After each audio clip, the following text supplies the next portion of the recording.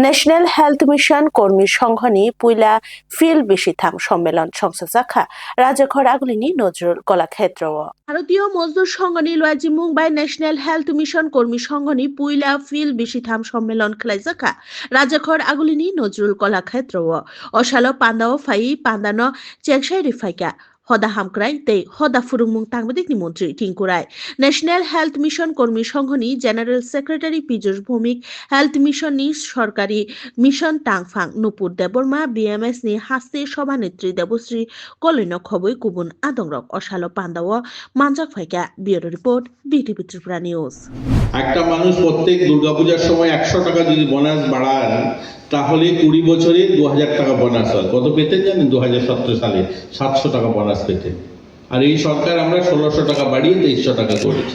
7 বছরে সরকার 2300 টাকা বোনাস দেয়, আর 20 বছর একজন মুখ্যমন্ত্রী থাকেন 700 টাকা পুজোর বোনাস ছিল। আমি শুধু আপনাদেরকে এগুলো উদাহরণ দিতে চাইছি যে আন্দোলনের দরকার হবে না।